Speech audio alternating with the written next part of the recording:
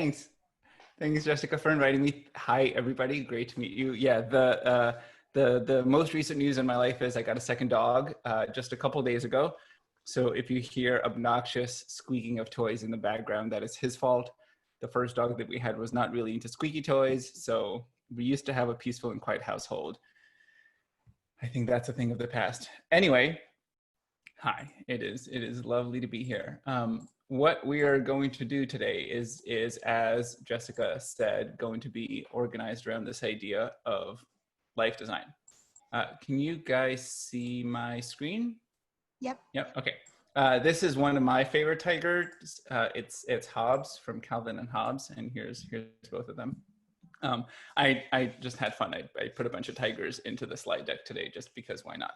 Okay, to kick things off, so we're gonna do as little of Eugene talking as possible today and as much of you guys doing stuff as possible. So we're gonna start by doing a quick 30-second warm-up exercise, which is called name tag. Name tag, double entendre there, name tag as in like name tag, like what your name is, and also tag as in tag you're it. So the game takes about 30 seconds, and you want to make sure that you can see the grid of everybody's faces on Zoom, because that's going to be important. We're going to go around and we're just going to say hi to each other. So I'm going to say hi to one person and say their name and then wave to them. And they're going to turn around and say hi to the next person. And then they're going to turn around and say hi to the next person, and until we've gone around and everyone said hi to everyone else. Super simple. You'll get the hang of it. Okay, and so make sure that your display name on Zoom is set to what your actual name that you want people to call you is. Hi, Grace. You might want to unmute your microphones now for this next minute.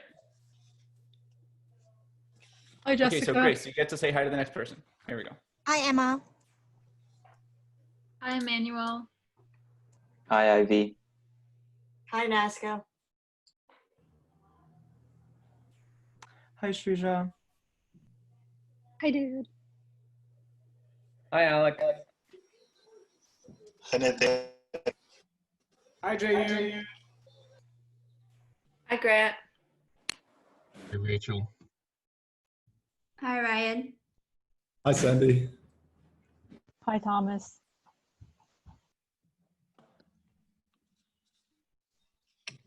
Hi, Adam. Hi, David. Hi, Mufaro. Hi, Lulu. Has everyone gone?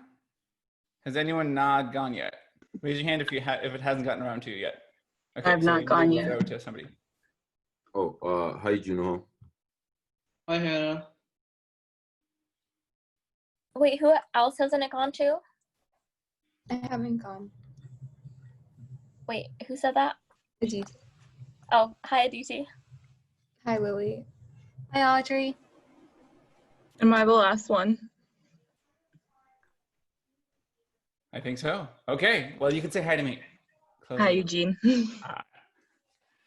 Okay, lovely, thanks. And now I know your names and how they're pronounced. Okay, we are gonna start with something a little different. We're gonna start with acknowledging that this is a time that, and you guys can mute your mics again if you want. This is a time that's pretty stressful for many of us for all sorts of different reasons. And this is a time when a lot of us are also pretty busy, working really hard, running from one thing to the next, learning a whole ton, and not often taking the opportunity to just kind of like sit and be and relax and breathe. So that's exactly what we're going to do to start with. For the next 90 seconds, you can close your eyes if you would like. You can keep them open if you would like. But I recommend that you just kind of sit in a comfortable position, feet firmly planted on the floor. And we're just going to sit here, clear your mind, allow your thoughts to wander if they want. Don't fixate on anything particular. Breathe, but don't get super hyper fixated on counting your breaths or anything. Just kind of relax and be. And then 90 seconds from now, hopefully with relaxed, clear heads, we'll jump into the content of the session. I'll put on some tunes for those who like some tunes during this 90-second little meditation thing. Bonus points later for identifying where the tunes come from. You can crank your volume up or down as you would like. Okay, 90 seconds and let's just chill out.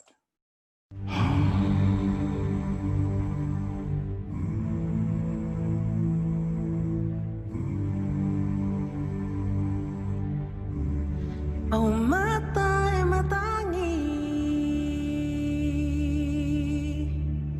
oh loto mamain na toa, mana tuatu,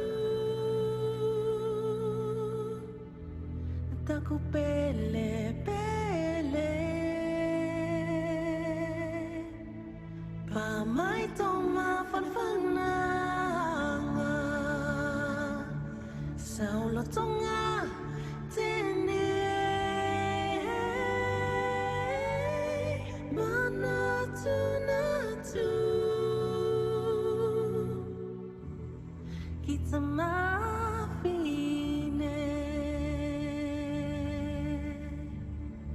mawai te lumanai kita mafine.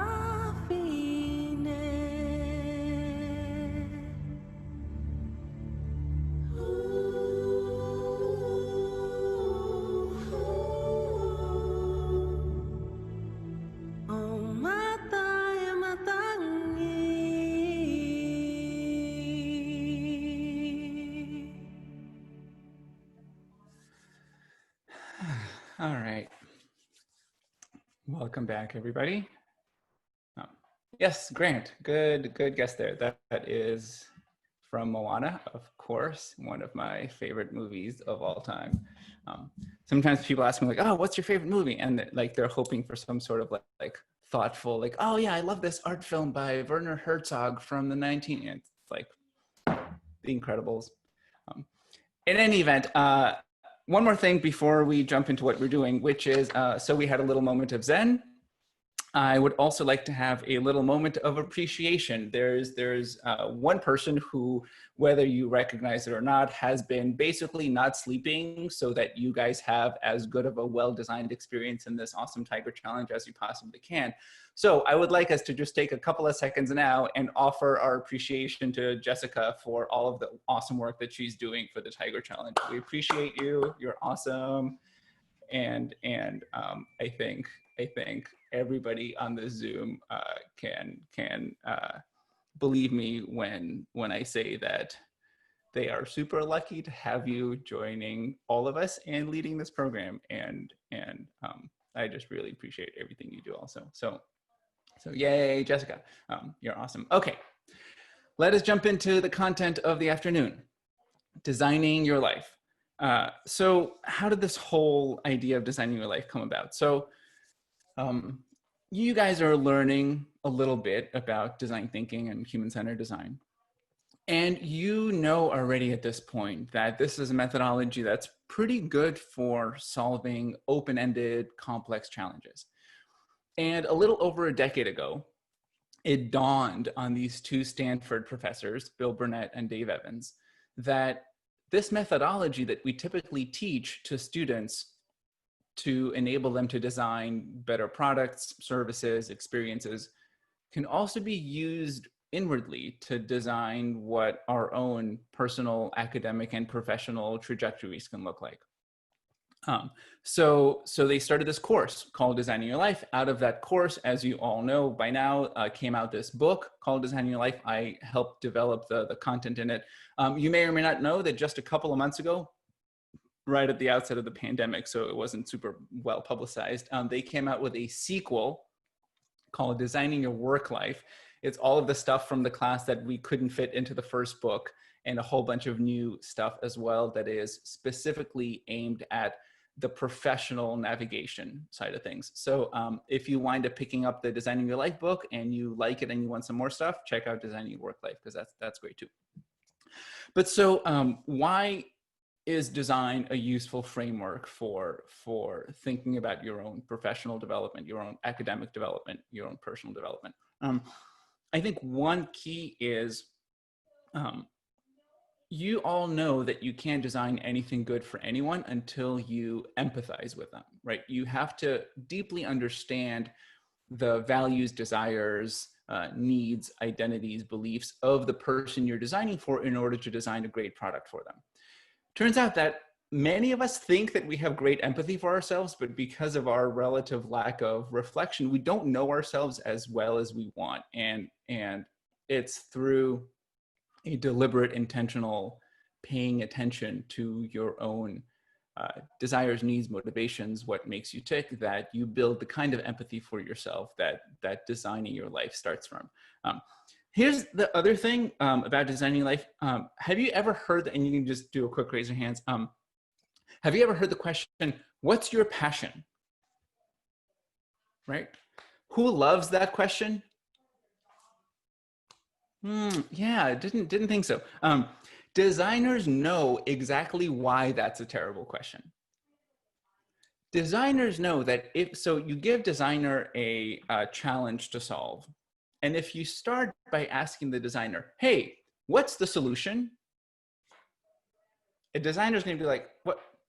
How can I possibly know the solution if I haven't even done any prototyping first?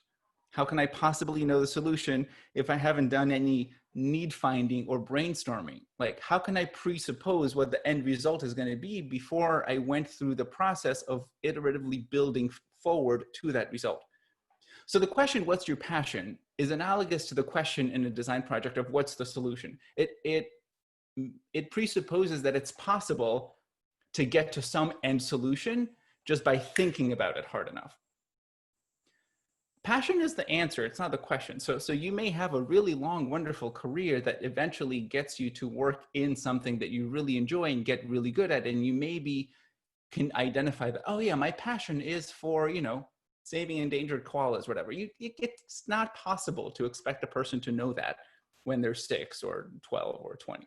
So we don't like the question. We instead like to build our way forward, to design our way forward. And we do that through a series of reflective exercises, creative idea generation exercises. And so what we're going to do today is we are going to do a couple exercises from the Designing Your Life curriculum. So it's a full regular class at Stanford. Now it's a full class at a bunch of other universities. And so I took the whole semester's worth of stuff and cherry picked out a couple of activities that we're going to do together today. One of those is in the book. The other one isn't, because I figured you guys might as well get some, you know, behind the scenes bonus footage. So you will need a piece of paper and a pen or a pencil for everything we do today. So it's a good idea, if you don't have one in front of you right now, to grab one. Any pen, any pencil, any piece of paper is fine. The first activity we're going to do is called energy mapping. So I know that where you guys are in your Tiger Challenge curriculum right now, you're thinking about user journeys. You're thinking about how does somebody's experience unfold over time. And so that helped me think about what kind of activities should we do today in this Designing Your Life stuff. So all the activities we're going to do have this kind of user journey mapping component to them. And the first one is going to zoom way in on what your typical week looks like. And our second activity is going to zoom way out on, that's my phone going off. Remember to silence your text messages before. That was rude. Okay, where were we? The second activity is going to zoom way out and think about the timeline of years rather than a week. So energy mapping. Typically when we're in person, I hand you a worksheet that looks something like this. The worksheet doesn't actually matter. You can recreate this pretty simply for yourself on a single sheet of paper. The important thing is that you just draw yourself a y-axis and an x-axis in the middle of your sheet of paper. And here's what I'm going to ask you. First, in somewhere in the corner of your sheet of paper, I would like you to think about what are the activities that you regularly engage in the course of a typical week that either give you energy or drain your energy. And I use the word energy without defining it on purpose. I want you to use like your gut intuition, like intuitive sense of what energy means to you. Like you all know that you, when you engage in some activities, at the end of them, you just feel really energized. and you do some other things and you feel like totally drained at the end. So in a moment, I'm gonna ask you to spend just a minute thinking about what are some things that give you energy, what are some things that take it away, and just write those out, just make a list. Then the core of the exercise, the bulk of the exercise is in the graph that you made. I would like you to make a bar graph, or it could be a line graph if you prefer, of how these show up in a typical week. So think of the x-axis as time. In a typical week, you can go Monday to Monday, Sunday to Sunday, whatever, I don't care. And chart each activity that you do on a somewhat regular basis and chart its positive or negative energy effect on you. If you engage in some activities that both drain your energy and give you some, you can have a bar graph that spans from the top to the bottom. That's fine.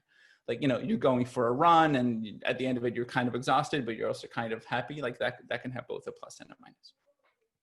That's the only thing you're going to do for the first couple of minutes. Then we'll get together and think about step 3 and step 4. But that's all I want you to do for now.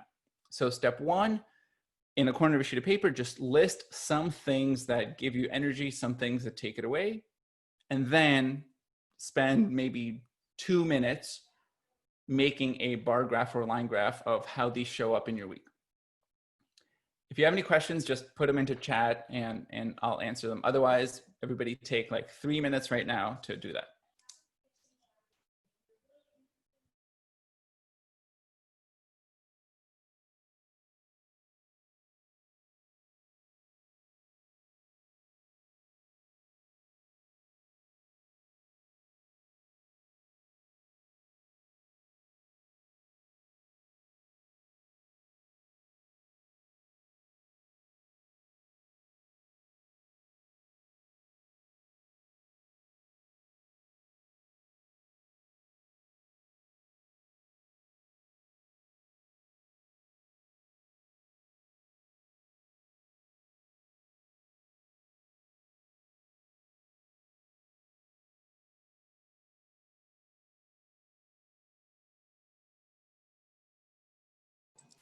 There's a question about whether the x-axis could be the hours of the day instead of the weeks, because every day is kind of the same. Yeah, great question. And the answer is yes. The point of this exercise is for you to get something useful out of this exercise. So you get to decide the magnification at which it makes most sense to look at this. Week is our standard default that we go to. If day makes more sense for you, absolutely go for it.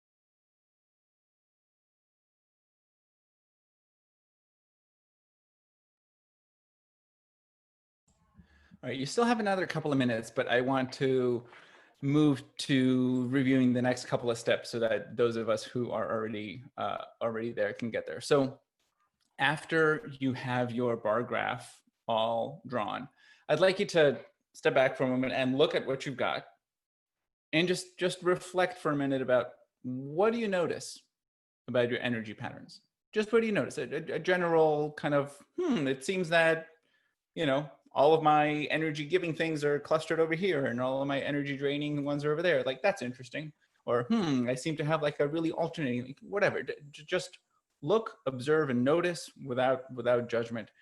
And then for the next step, step 4, can you think of a couple of small, easy, doable changes that you can make to improve your energy flow? And you can just kind of jot those into the you know, on the corner of your sheet of paper. So again, looking at your bar graph, what do you notice? And do you have any ideas for little tiny changes you can make in order to improve your energy flow, to you know, maybe fix some of the lows, even out some of the highs, whatever. Take another couple of minutes. And then after you do this, we're going to pair you up, and then you're just going to share these impressions and energy maps with each other. So that's it, fairly simple. Again, if you have any questions, drop them in the chat. I will be happy to answer them.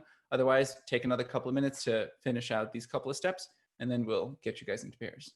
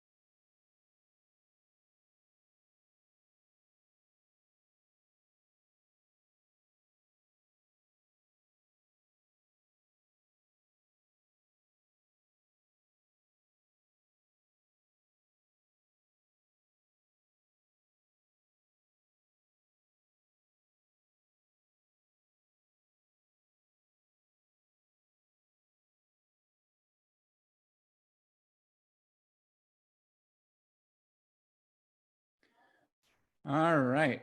Okay.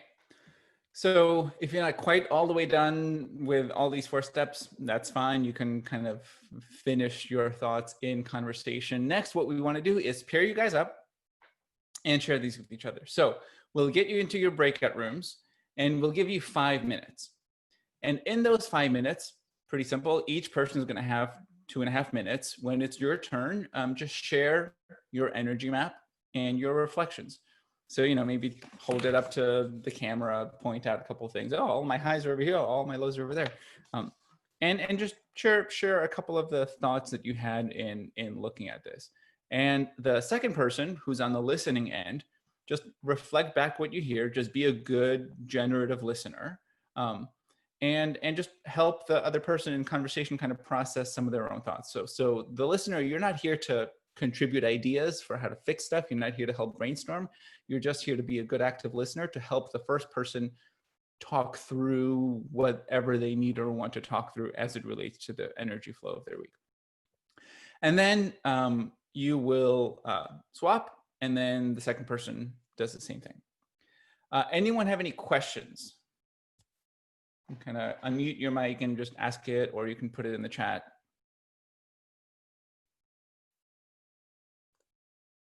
All right, excellent. So we'll get you into your breakout rooms. In 2.5 minutes, we'll tell you to switch. In 5 minutes, we'll bring you back and do the next thing. Okay, enjoy the conversations.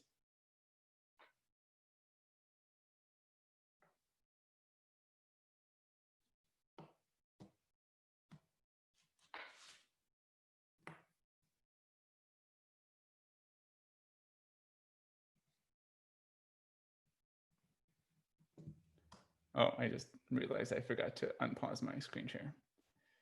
Oops.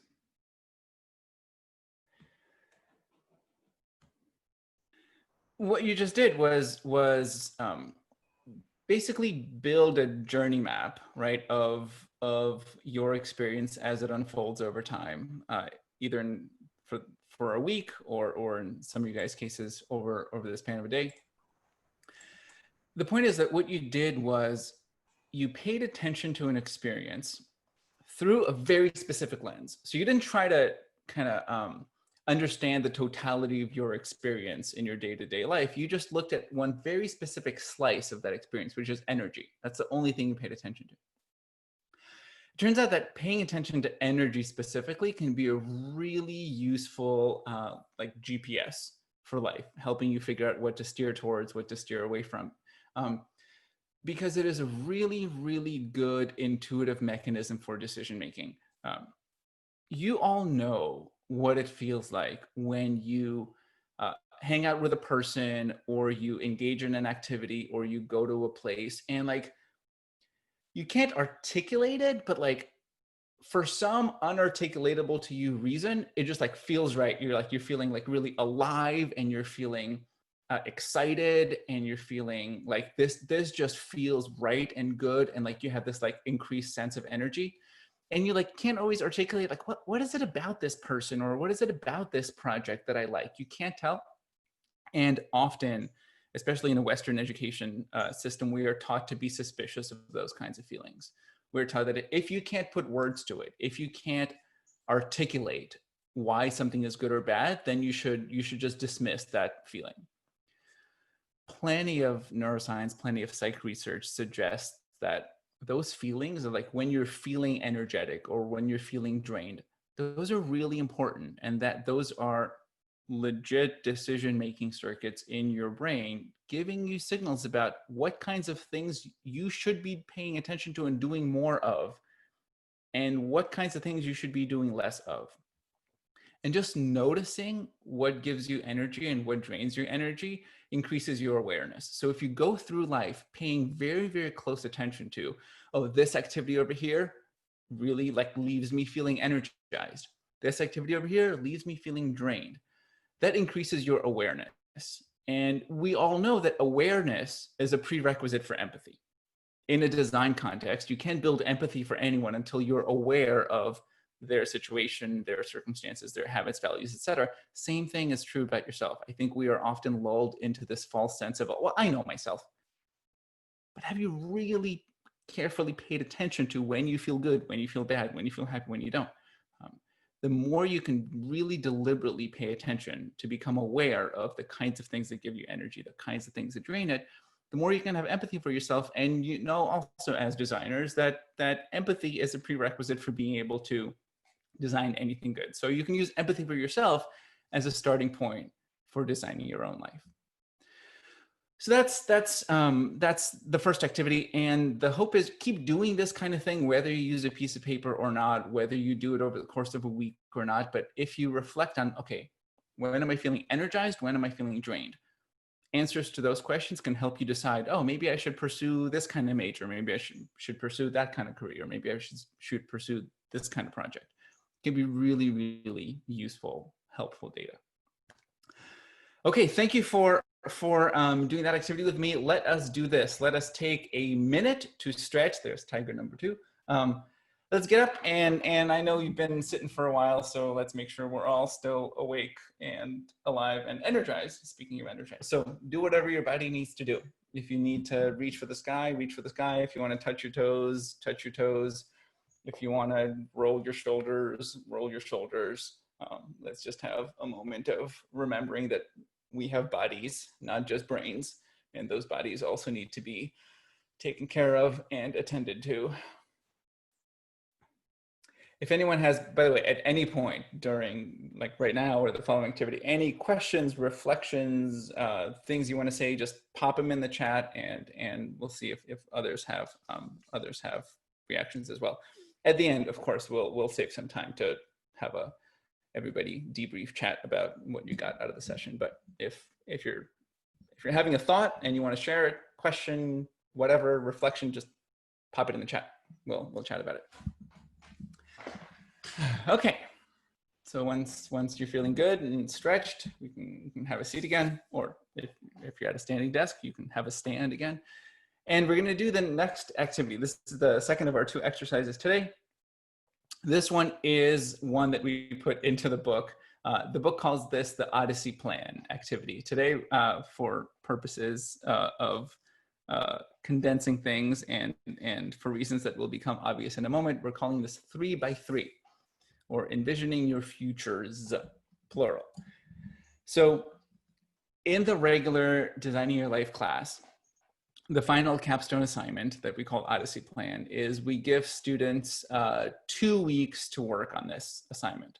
So you guys are getting the IV discount, and I'm giving you 10 minutes. You get to do it in 10 minutes because you're that cool. You're, you know, Stanford kids, whatever. So here's the premise of the exercise, and here's how it goes. Designers know that in order to design something great, you shouldn't only build one version of it. You build lots of different versions. You build lots of different prototypes, right? If you're building a, you know, handheld camera device, you're going to make dozens, possibly hundreds of different prototypes and versions to learn about what shape should it really be, how should it feel, that kind of thing. But by contrast, when you're thinking about your own life and the trajectory of how it will unfold into your future, we usually think in singular terms. You're going to have one future. You're going to have one existence, one timeline. And while that's technically true and technically accurate, that kind of thinking can be really limiting. This is what designers know. If you compare lots of different versions, you have a higher likelihood of coming up with a version that is more awesome than if you only ever thought about one version. So this exercise is going to have you explore different possible futures. It's going to have you do that by coming up with 3 different timelines of what the next 3 years of your life could look like. That's why it's called a 3 by 3. Again, if we were in person, I would hand you a worksheet that looks something like this. As you can tell, the worksheet basically is a blank piece of paper. So what I'd like you to do is either take 3 sheets of paper or 1 sheet of paper and kind of divide it into 3. And I'd like you to draw 3 timelines that go from today's date to 3 years into the future. So it's just just one line across from July 23rd, 2020, all the way to July 23rd, 2023. And on these different timelines, I would like you to envision what are 3 parallel universes that you could live in. I want you to include activities, events, milestones, accomplishments, etc. So I want you to include academic things, personal things, professional things. If you're a rising senior, getting ready to graduate, well, what are a couple of different careers? If you're just entering college, what are 3 completely different majors, 3 different sets of clubs and activities, whatever. I want these to be really different.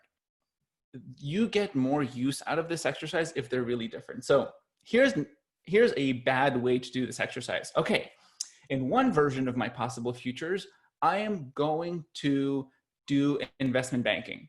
In a completely different version of my possible futures, I'm going to adopt a puppy. And in a third version, I'm going to take up triathlons. Okay, no, you could just do all those 3 things at the same time. You're not actually making any choices there. But really paint 3 really, really different futures that are completely mutually exclusive. And sure, they can have some common elements. Like if you're a graduating senior and you know you're a psychology major, yeah, it's fine if psychology major is a common element throughout the 3 visions in this first year. Don't make it so that you have like a good one, a bad one, and an in-between one. But you could play with like, well, maybe the first one is like plan A, what you think is most likely to happen. And maybe plan B is like, what would happen if that totally went away? And the third one is like, what, wild card, like if you could do anything you wanted, what would you do? The point is to stretch your imagination, to get off of this thinking of, I will have one life, and to think about how can different versions of me navigate the next 3 years in these different universes. You're not doing this so that you can, choose ABC, what's the best one of the three of them. That's not the point. The point is just to see what thoughts will come to you from comparing the three. What new insights, what new learnings, what new observations will you get from having to articulate this? And what clarity might you stumble into from putting something that is as fuzzy and vague and amoeba shaped as your future down onto paper? So that's the purpose. You've got 10 minutes to do this, which means you cannot overthink it. At the end of these 10 minutes, your sheet of paper should look something like this, arrows, squiggles, whatever. So you're spending about 3 minutes per. That's not a ton of detail, and we're doing this on purpose. We don't want you to be able to agonize and overanalyze and think through okay, well, but if I move to this town, will I really be able to find an apartment to rent? Doesn't matter. Don't worry about implementation details right now. This is an envisioning exercise. This is an imagination exercise. If you have any questions, and I see the question from Ryan, I think that's a fabulous question that we'll for sure come back to at the end. And Ryan, remind me if we haven't gotten to it at the end. I want to talk about that for sure. If you have any more questions about how to do this 3x3 exercise, just pop them in the chat. I'll answer them. Otherwise, everyone take 10 minutes to do this, and then we'll pair you up again and allow you to share these with each other.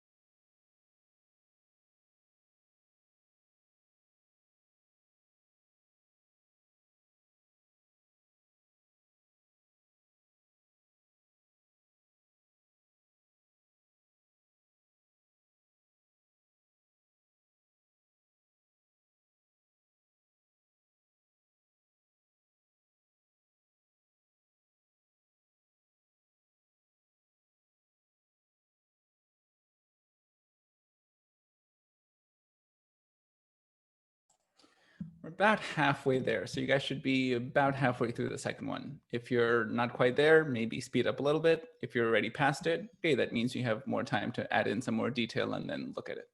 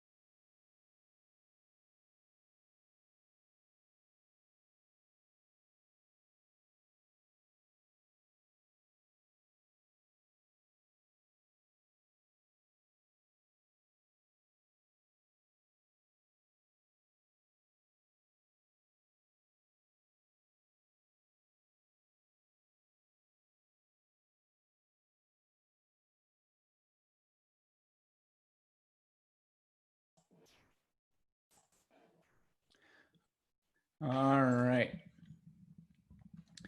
Okay, again, if you're not quite all the way there, you get to finish fleshing out your thoughts in conversation.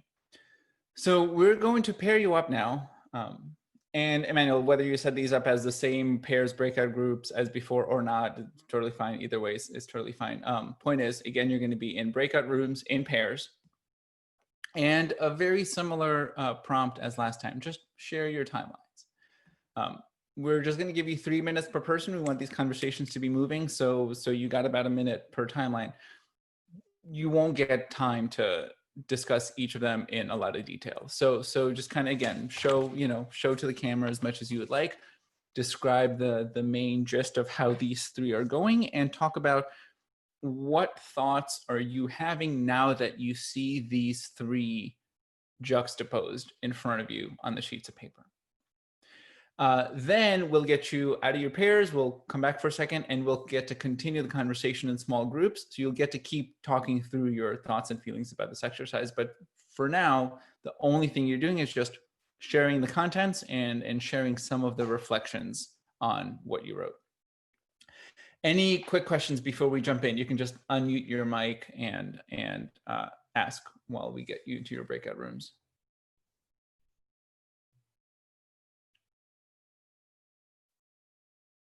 Awesome. Okay. Super clear. Okay. So enjoy your conversations. In about 6 minutes or so, we'll come back together and go on to the next thing. Have fun.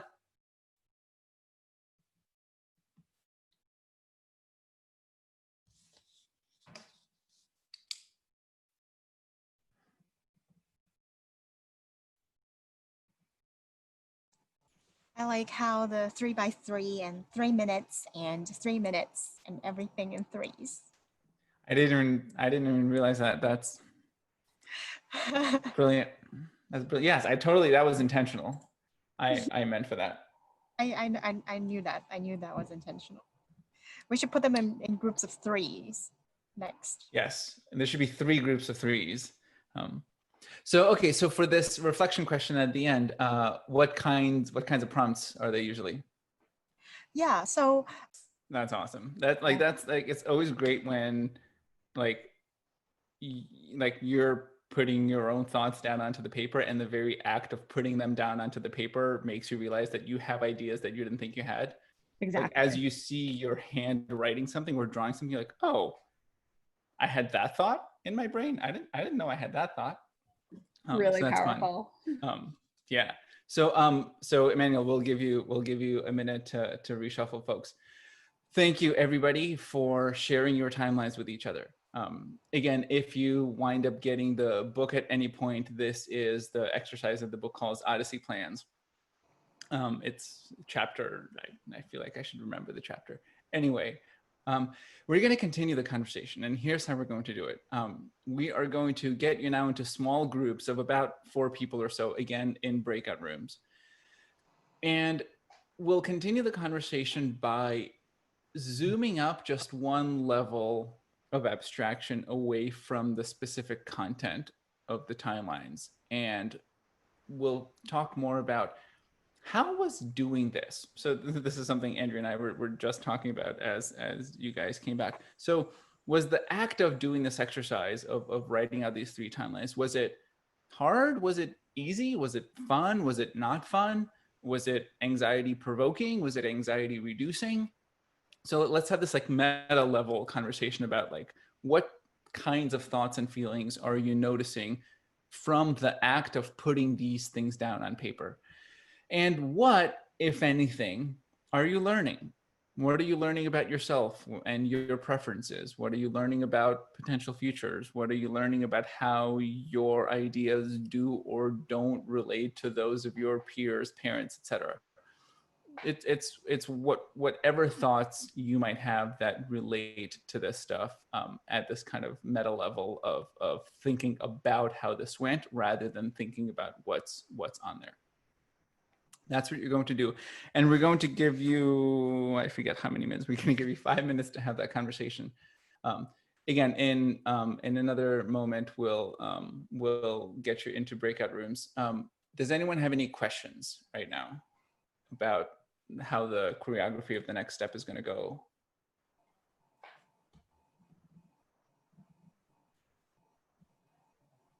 Cool.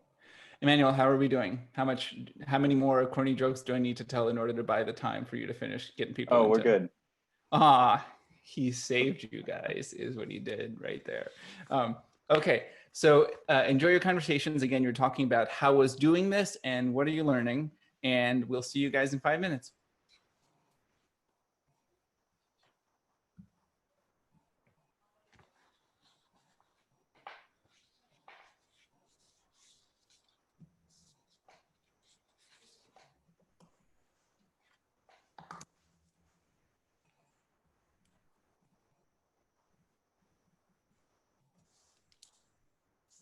Anyway, welcome back, everybody.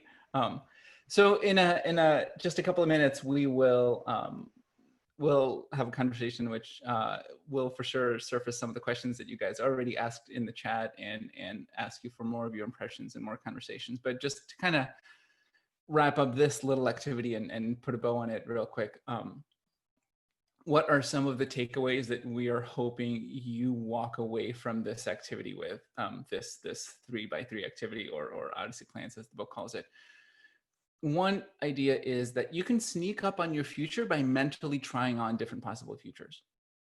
I think often we think about the only way to get to the future is to live it, but I think designers know that using your imagination to kind of picture yourself in different future potential realities is actually a useful exercise by which to gain insights about how they might feel. The other thing is there's no right one. I think very often we get ourselves stuck in this kind of thinking where there is one beautiful ideal vision of your future, and therefore all the ones that are not that one are somehow wrong or are somehow suboptimal, right? You're like, okay, like, I have like, people ask you like, what's your ideal blank? What's your ideal career? What's your ideal city you want to live in? What's your ideal, partner or spouse? Like, that question seems totally benign and harmless and neutral, and it's not. Because when somebody asks you, or when you ask somebody, when you ask yourself, like, what is my ideal blank? You're setting up a view of the universe in which there is one correct answer, and then all the other answers, simply by virtue of the fact that they're not this one, are therefore wrong. And that's really unhelpful thinking. And designers know this. Designers know that you can't just think about one beautiful, perfect product without understanding that there's lots of different versions of it and lots of different ways to get there. In terms of specifically getting these things down onto the piece of paper, visualizing different possible futures can clarify your thoughts about which one or which ones you might want to steer towards. There may still not be like a good one, bad one, and a medium one, but from getting things down onto paper and giving that kind of concrete clarity to some pictures of a future, rather than just kind of staying in a more amorphous, like, oh, I don't know what the future might look like, can just help to clarify your thoughts. And remember, as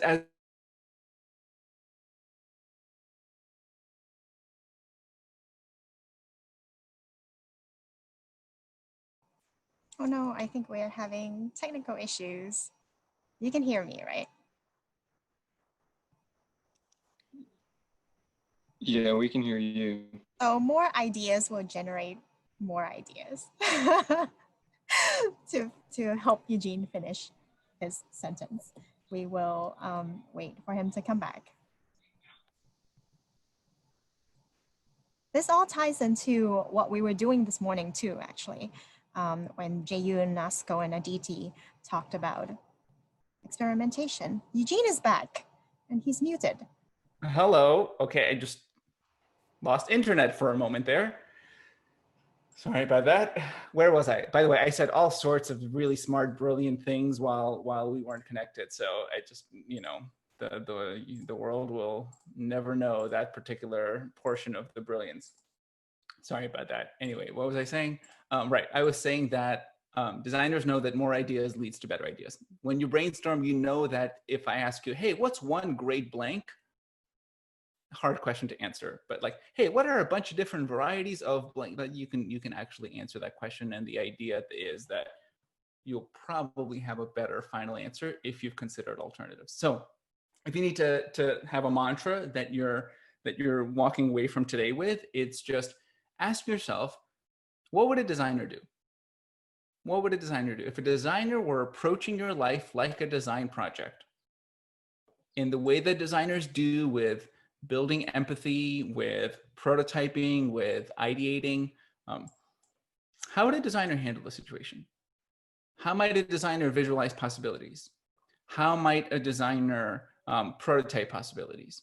How might a designer seek to build more deep, meaningful empathy for the people they're designing for? Those are some things to ask yourself. Okay, so we'll leave a couple of minutes just to chat and ask and answer questions. But before we turn to some of the reflections that you guys have from the session and some of the questions that you might have, I have one last question for you. And that question is, how many lives are you? How many lives are you? May not be entirely clear what I mean by that question. So let me frame it for you. We just did an exercise that had you envision 3 different potential lifetimes. And if you are like most students I've met in these contexts and most people I know, then the truth is that there's probably more going on inside you, more life energy, more interests, skills, enthusiasms, cares, curiosities than one lifetime is going to give you the opportunity to fully express, engage, and implement into the world. So, for instance, imagine if you're the type of person who, when you get to the end of your life, assuming that you're healthy and capable the whole time and you're not spending a whole lot of time hooked up to machines, that when you get to the end of your life, you say, whew, so glad it's over. Cannot imagine one more thing I can possibly do. Then how many lives are you is 1.0. You have 1.0 lifetimes worth of aliveness in you. Now, if you think you got another like 50 years worth of stuff you can possibly do, and the goal here being so that every single thing inside you that has any desire to be outwardly implemented gets all the time it could possibly ever want to be expressed, engaged, acted upon, implemented into the world.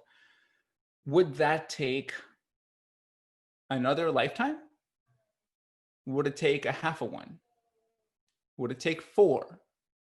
Would it take 17? Would it take 4,387?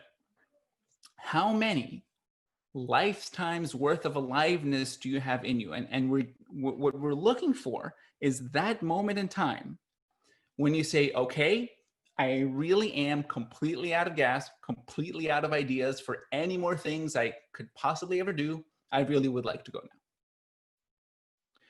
So that's the question. You understand the question?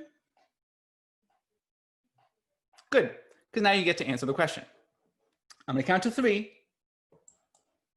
And when I count to 3, you're all going to answer the question. So I would like you to get a number in your head, a number that is your answer to this question of how many lifetimes worth of aliveness do you have running around inside you? And in a moment, not quite yet, but in a moment, you're going to type that number into the chat. So in a moment, I'm going to say 1, 2, 3, and then all of you are going to type your number into the chat and hit enter, and we're just going to see all these numbers. Okay, so take 10 seconds, think of your number, and then we'll all share it. Okay, you get your number in your head. You can, put it in the chat, but don't hit enter yet, but put it in the chat. You got your number. Okay. 1, 2, 3, and go. Hit enter. Let's get it in there. Okay. Oh, this is fantastic. Okay. What I want to do is that like run an average and see. Okay, so I'm seeing 8, 5, 125, 7, 5, 2, 3, and got a couple infinite, 3, 72, 6. Okay. Thanks. So great data. Thank you for sharing this. So I'm seeing a lot of numbers. I'm seeing like 1, 2, 3. I'm seeing 5, 6, 7, 8. So let's say, just for the sake of mathematical analysis for a moment, say your number is 5. That seems to be about average, medium where we're at so far. If your number is 5, because spoiler alert, you just get the 1. If your number is 5, that means 4/5 of you is never going to actually happen. 4/5 of everything that you have inside you is never actually going to go out into the world and be implemented. And so here you are going along, living the 1 out of 5 possible lifetimes you could live. And how many of you think that you might actually see pieces of what could have been lifetimes number 2 and 3 and 4 and 5 go right by, unchosen? Just things that could have been worthwhile and interesting and genuine and totally fitting to you, like things to do, just not happen to you because you're doing this other one. Right? Like we are all deeply, deeply familiar with the idea of FOMO. That's what we're talking about, right? You're like at this party, but there's 4 other ones happening, but you can only be at the one. And by the way, if your number, the bigger your number is, the more that's going to happen. If your number is 17, 16 goodbyes for every hello. So my question for you is, and again, this is a moment when I'm going to ask you to put things into the chat. How do you feel when you're going along living the 1 out of 5 possible lifetimes you possibly could live? How do you feel when you see pieces of what could have been those other lifetimes go by? How do you feel when you're at the one awesome party, but you know there's 5 other awesome ones happening that you're not at?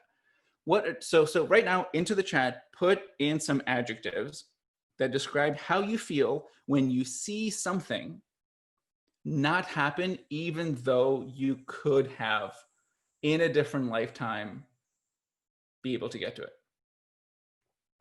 So give me some adjectives. How do you feel? I see yearning, wistful, troubled, YOLO. I see dissatisfied, conflicted, confused. Yeah, right there with you.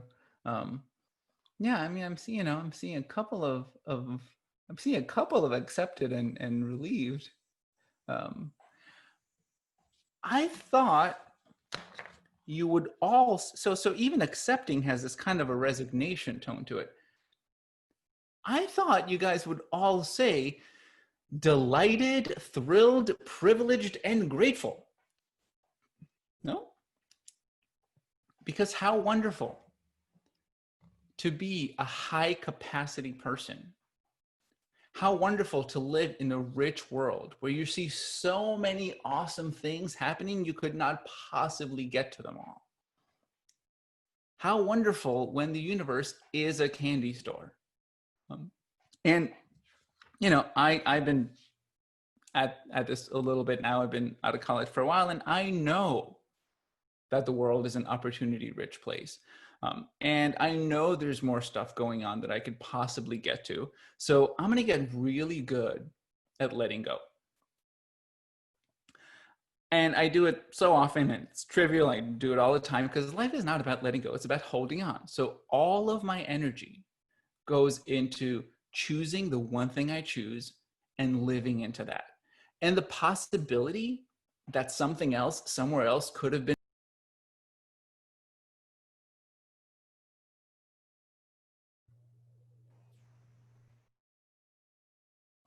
I'm back. Jeez. Anyway, as I was saying, so I'm doing the thing I'm doing. And the possibility that something else somewhere else could have been better? Yeah, of course. I mean, we don't have perfect knowledge. That's not the point. I could never love the thing that I don't do. I can only love the thing that I do. So I'm going to get really good at owning the choices I make. And letting go of all those other things, turns out, is just a natural, privileged side effect of being a person with a lot of life in them, living in an interesting world. Letting go is a privilege. And eventually, it gets really easy if you see it that way. So I'm just inviting you to consider letting go as a privilege. And to think about the invitation of the mindset that comes with living, being completely aware of and totally unconcerned with all the things you're letting go.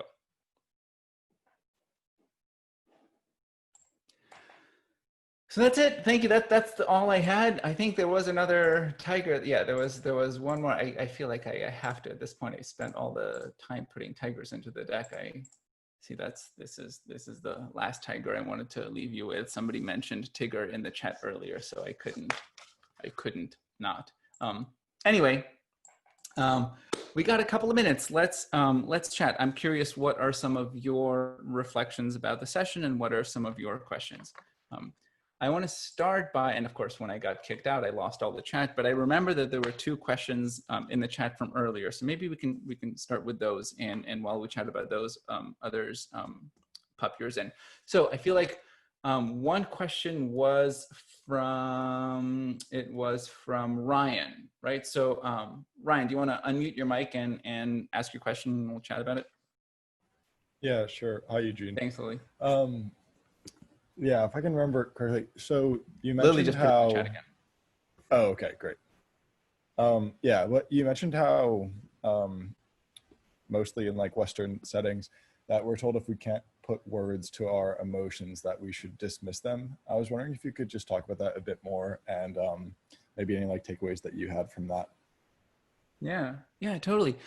So I think most of us probably have had moments when you have this like gut feeling, and the gut feeling either tells you, ooh, like this is good, or ooh, this is bad. And you can't, you know, like you meet a person and you instantly don't like them, or you meet a person and you instantly like them, right? And then you're talking to maybe your friends or your parents or your faculty, professors, whatever, and you're like, yeah, you know, this doesn't have to be about a person. You can be like, oh, I read this book and I didn't like it, or and they're like, oh, can you tell me why? And so we're conditioned to feel that you must be able to articulate your reasons for liking something or not liking something. You must be able to articulate your reasons for your decisions, no matter what those might be.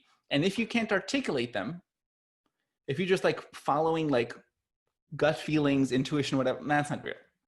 That's not rigorous. That's not serious. That's you know, that's not, you should not pay attention to those silly gut feelings. You should only pay attention to like the rational, justifiable reasons you might be able to articulate for doing something.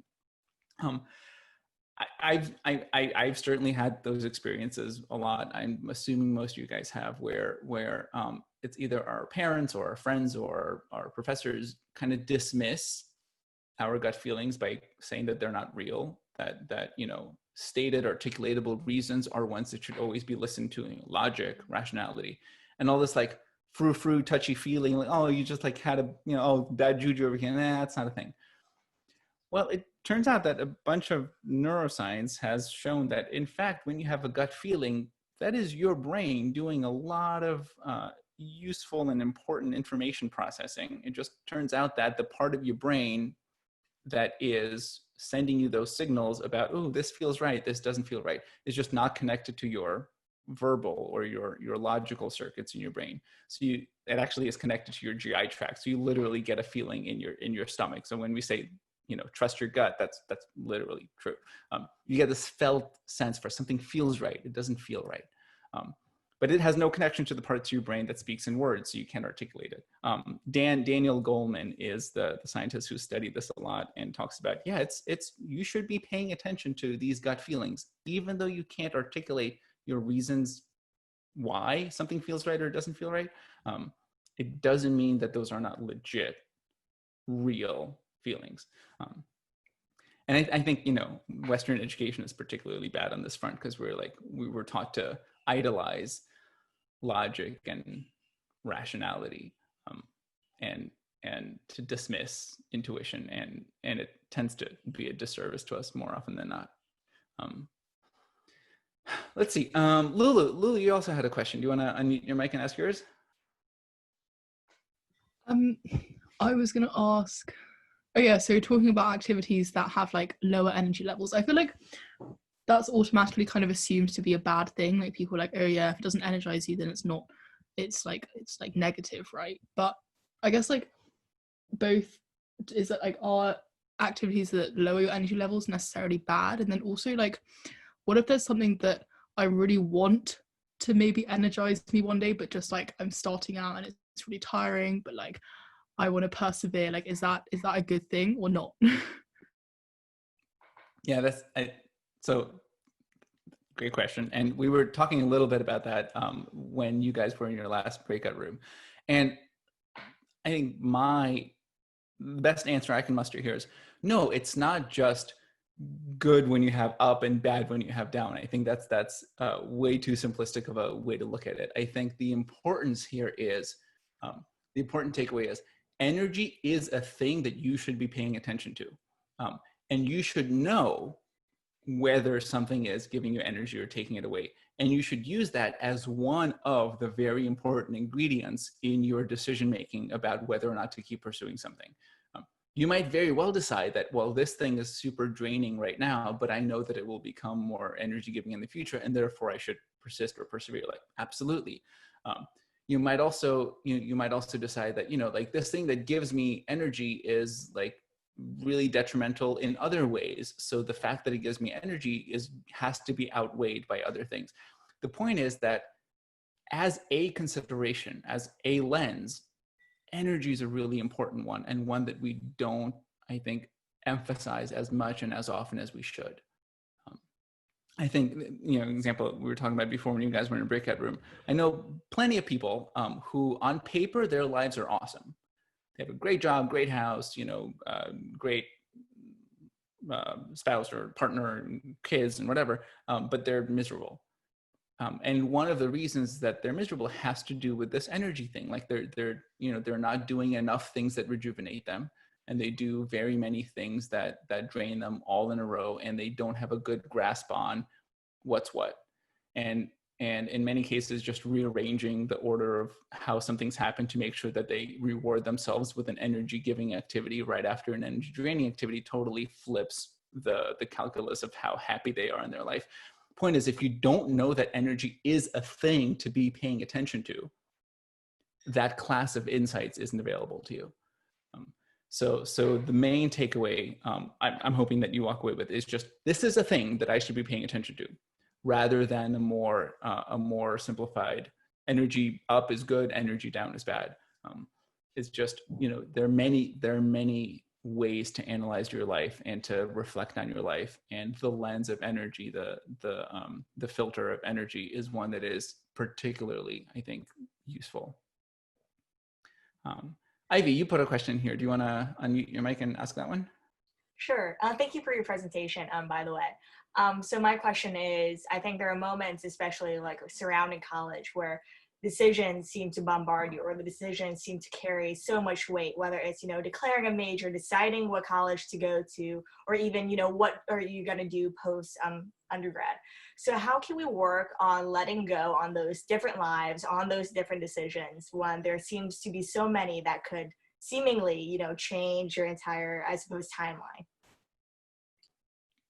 Yeah, that's a great question. I think, so a couple of things. I think one is, don't confuse magnitude for quality. I think, yes, you're making decisions that will absolutely dramatically affect how your life goes.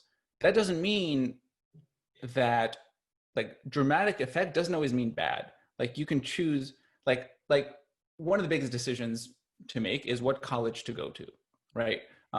Very many people make a lot of their very good friends in college. So when you make that decision, I'm going to go to, Princeton rather than Brown or whatever, right?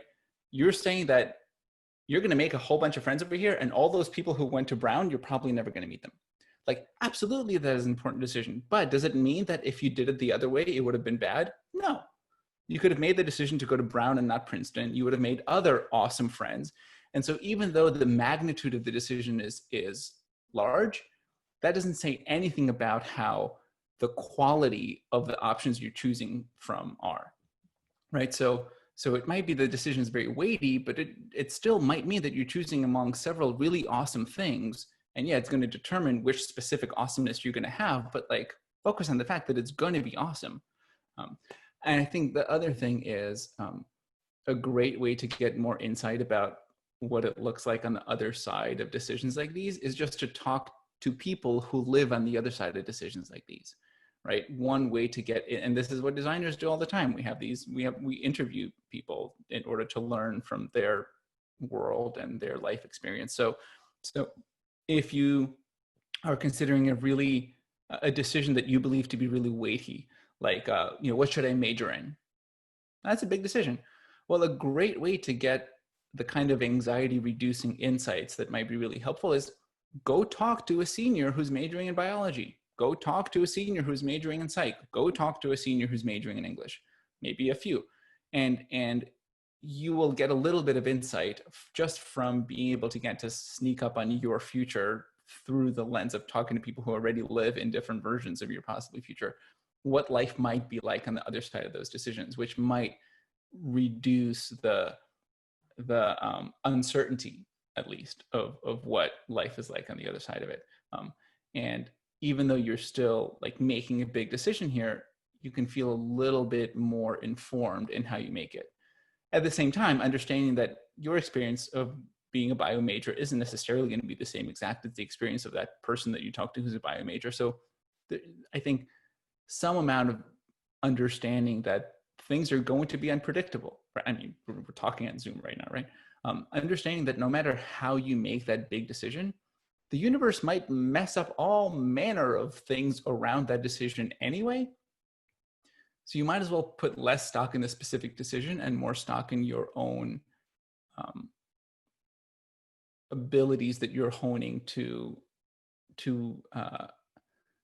be able to be the kind of person who, no matter what life throws at them, are able to deal and cope and improvise and make the best of things. I think we get into trouble when we externalize a lot of our happiness by saying that, okay, there's a big decision. I'm either going to choose right and be happy, or I'm going to choose wrong and be unhappy. If you're doing this right, you can choose either of those, and you can be the kind of person who can turn either of those into a situation with which you're happy. And so if we worry less about the magnitude of the decision and we spend more of our concerns honing our internal apparatus to make ourselves reflective and conscious and balanced, then that person will be able to go down any of these paths and be fine. Wow, there are a lot of fun questions you guys put in here. Let's see who. I'm just gonna go backwards, I guess. Srija, do you want to ask yours? Sure. So I guess my question is, how can we learn to better derive overall satisfaction with our lives from the present moment instead of living in the past? And I say that like, I feel like a huge model for like life satisfaction is like how well you've like spent like all your years in your life and how happy you were throughout that time. But there are a lot of periods in which we grow as people, and those periods can be like hard and difficult, and we might not remember them as like the most enjoyable. So how do we like judge ourselves based on the present instead of living in the past? I don't know. That's a great question. I think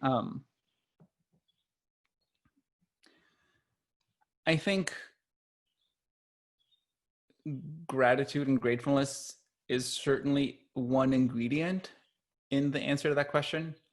For sure, watch, if you haven't yet, David Steidl-Rast's TED Talk about gratefulness. I think if you just Google gratefulness TED Talk, you'll see it. He does a good job of framing the idea that, look, some people are very fortunate, but they're unhappy because they're not grateful.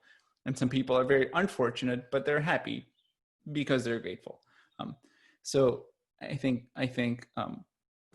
the practice and habit and art of cultivating gratefulness in yourself is one that seems to be an important ingredient to not having regrets about the past, to being able to enjoy the present fully.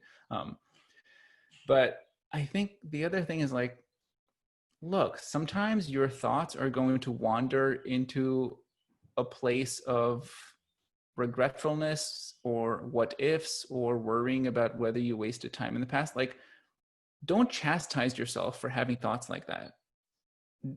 Dig yourself out of them as quickly as you possibly can with whatever helps, whether it's, a conversation with a friend or funny television or a good book or whatever, right? Like, one probably oughtn't dwell on unhappiness stemming from the past. But the other thing is, I think, so much kind of so many self-help books and webinars and whatever kind of try to like make it seem that you should be happy all the time. And whenever you're like having these like, you know, dwelling moments or regretful moments, like, come on, what's wrong with you? Snap out of it. Like, we gotta let ourselves be full people with a full spectrum of allowable emotions. So like, if every now and again you find yourself having a couple of minutes of like being sad about something that happened in the past and like, oh, maybe I wasted, like, you're allowed to feel that.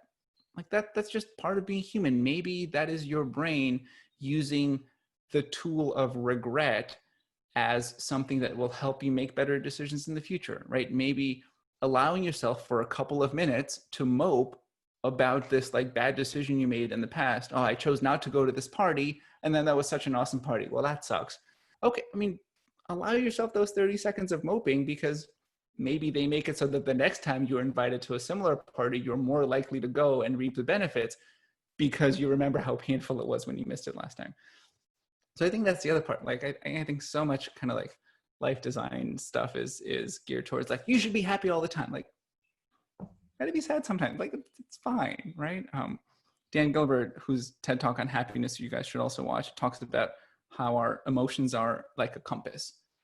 In similarly to what we were talking about with energy, our emotions help us figure out what to steer towards. Like when you're sad, you know you should be steering away from the kinds of things that make you sad. When you're happy, you should be steering more towards the kinds of things that make you happy. And he says in an interview that, I forget where the interview was, but it was some podcast that I heard, he said, our emotions are like a compass, and what good is a compass that's stuck on north all the time? You don't actually want to be happy all the time.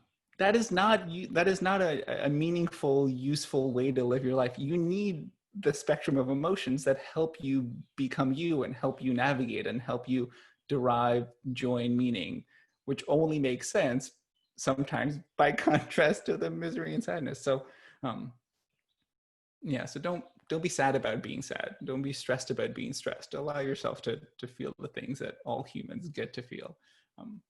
Yeah, that's probably not a very useful answer to that question at all. That was great, thank you.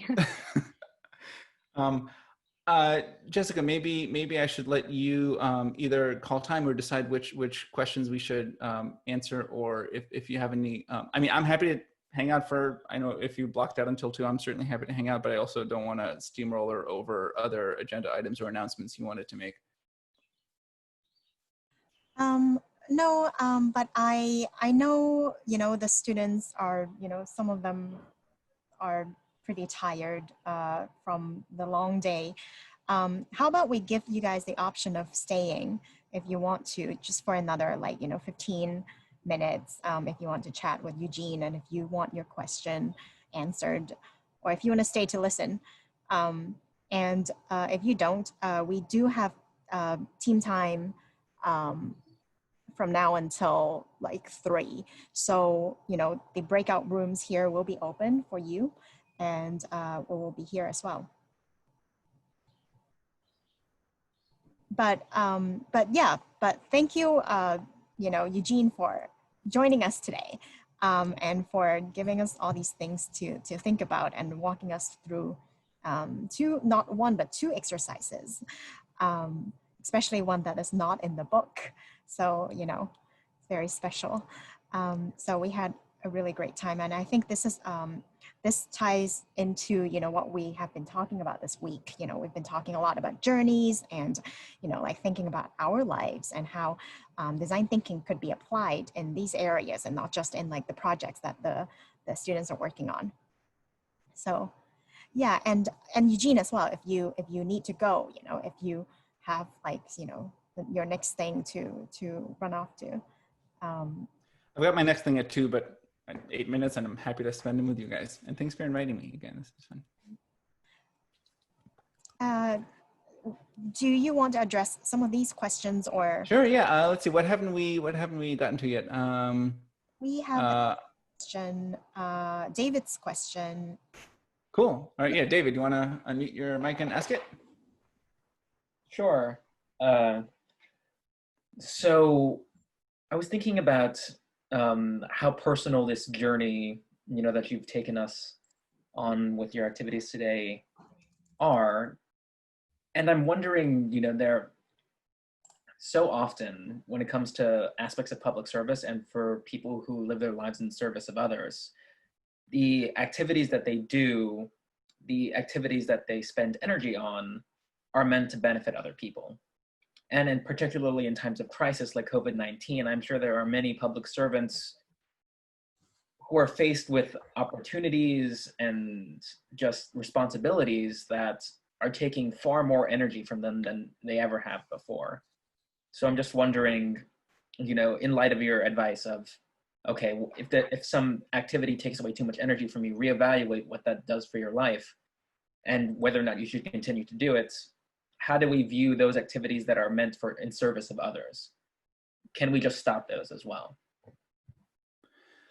Yeah, I think that's a fantastic question, and it comes back to I think was it Lulu's question about whether energy draining activities are necessarily bad. I think no. I think the energy thing is part of the calculus, and there are other important parts as well, right? So in the instance of service, I think it's perfectly reasonable to say, okay, well, I'm doing something that's super draining, but I also recognize that it's draining in the service of something that's really important, and I'm helping other people, and I need to continue doing this. Whether you're a frontline worker or doing any other really important work or services right now. I think it is perfectly appropriate, right, and proper to say, look, I understand that I'm doing things that are super draining right now, but like right now is not about me. I need to have a super, I need to put my own needs on the back burner for now. The important thing is that in so doing, you don't exhaust yourself to the point where you're useless to others. I think that's the bit. When you fly in an airplane, they tell you put your own mask on first. And I think as a metaphor, it's a really useful one for life, because many people who are very service oriented sometimes run the risk of totally, ask Jessica, who sleeps an average of 90 minutes every day, right? You run the risk of, and let's all take care of ourselves and each other, and let's all remind Jessica of how much we love and value her and remind her to sleep.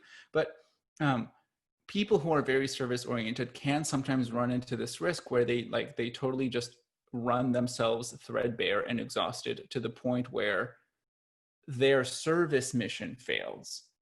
Because if you are exhausted to the point of not being able to do anything, you're not going to be a good helper to the people you're trying to help. So the important thing with weighing this, how are my energy levels doing versus how am I able to provide service? You got to be paying really close attention to your energy levels to avoid that place where you're redlining and being useless to others. So knowing when, okay, it's for the sake of the people that I'm serving, that I personally need to take a break or take a nap or just go away for a weekend or whatever, so that I can rejuvenate, so that I can keep providing those services to the people I need to be providing them to. And if you don't pay attention to energy as a thing, that's when you can run the risk of getting to burnout without recognizing it, and then just becoming really in a debilitating way, super drained for a longer period of time and unable to help. I think that's the important bit. Yeah, that's a really good question. Thank you so much. Yeah. There were a couple others, right? Maybe we can get to one more, Sure. in 2 minutes, so you have a minute to breathe before your next thing. Let's see. Real quick, Aditi, your question about unexpected situations and how do you prepare yourselves to encounter such events? Improv. Sign yourself up for every improv class you can possibly get your hands on, whether workshop, webinar, just life lessons that can be gained from honing the muscles of improvisational theater are will pay dividends for decades for you. Being able to go with the flow, respond to situations, not feel bummed when something doesn't go as you expected. is just a wonderful life skill, and you can only like join an improv troupe, just like watch many episodes of Whose Line Is It Anyway, like improv. When in doubt, improv. And real quick to Emma's question, how might we better listen, understand what our gut and energy levels are saying?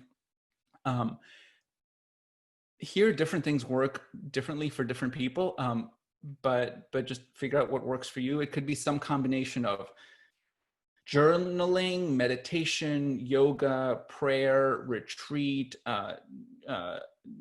drawing, whatever you do, having some sort of conscious, deliberate, reflective practice that brings you over time into closer attunement with your own feelings, emotions, gut. That I think is, and it's not a fast process. It's a slow and long journey towards understanding yourself better. But that's the way you do it, is you just reflect and pay really close attention to what all parts of you are telling you, and you analyze how that's helping you make decisions, and you kind of keep that self-tuned effective mechanism polishing as it goes forward. Yeah. Thanks for the great questions you got. I wish we could talk for like hours more, because I want to know like more of your impressions and thoughts and feelings. But you guys, I'm really easy to get a hold of. I'm just Eugene at dartmouth.edu. So you don't even need to worry about spelling my weird last name. So anytime you have a question or want to chat more, for sure, feel free to get in touch, and I'll be happy to keep the conversation going. Yeah, and Eugene, you have to come back for our end of summer presentation. Oh yeah. I will send you the invite so you have it, and so you'll be able to see these students again, and they will be able to. But that'd be awesome. Thank you. For all that, and spending so much time with us and staying,